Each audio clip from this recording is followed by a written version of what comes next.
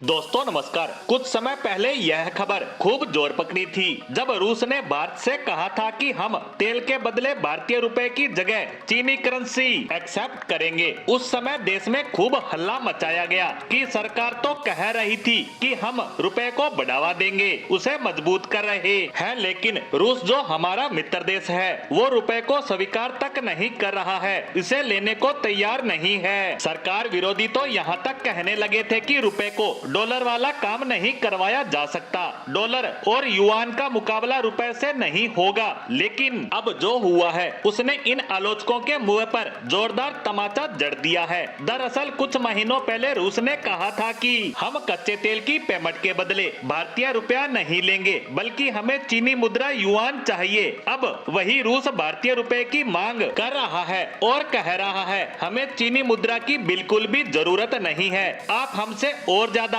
कच्चा तेल खरीदो, बदले में भारतीय रुपया ही हमें दे दो, हम आपसे जमकर व्यापार करना चाहते हैं। अब यह चमत्कार कैसे हुआ, तो हमें कुछ महीनों पीछे जाना पड़ेगा। दरअसल उस समय रूस ने कहा था कि हमें भारतीय रुपया नहीं चाहिए। तब मुसीबत ये थी कि भारत ने जितना भी कच्चा तेल खरीदा था उसका पेमेंट हमने रुपए में किया था। उस समय रूस के पास तकरीबन 8 बिलियन डॉलर की वैल्यू के भारतीय रुपए जमा हो गए थे और रूस को समझ नहीं आ रहा था कि इन 8 बिलियन डॉलर का वह खर्च करे तो कहाँ करे। इसीलिए रूस ने कहा था कि हमारे पास रुपया रखने का स्पेस ही नहीं है, हम इनका यूज नहीं कर पा रहे हैं, इसीलिए आप हमें युआन में पेमेंट कर दो। लेकिन भारत ने मना कर दिया था और कहा कि आपको रुपया ही खर्च करना है ना, हम इसका यूज बताएंगे। सबसे पहले तो भारत ने कहा कि आपके देश में इंजीनियरिंग प्रोडक्ट बहुत बड़े लेवल पर खरीदे जाते हैं क्योंकि आपके देश में खनन का काम बड़े स्तर पर होता है, ऐसे में आप हमसे ये प्रोडक्ट खरीदना शुरू कर दो।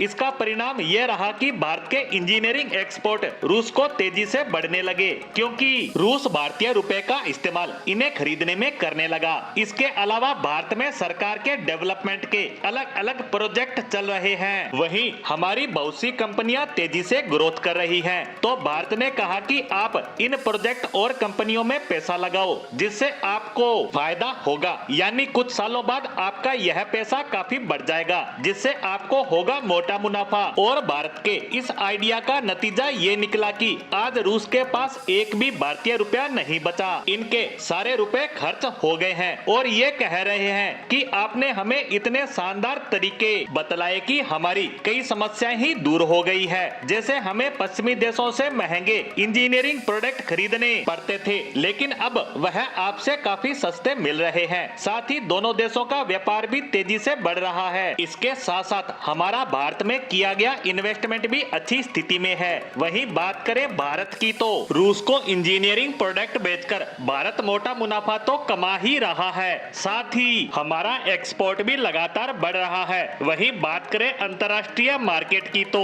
उसमें हमारे रुपए की वैल्यू लगातार बढ़ती ही जा रही है और यही सब तो भारत चाहता है। इसी के साथ हमारी आज की पोस्ट को यहीं विराम देते हैं। धन्यवाद।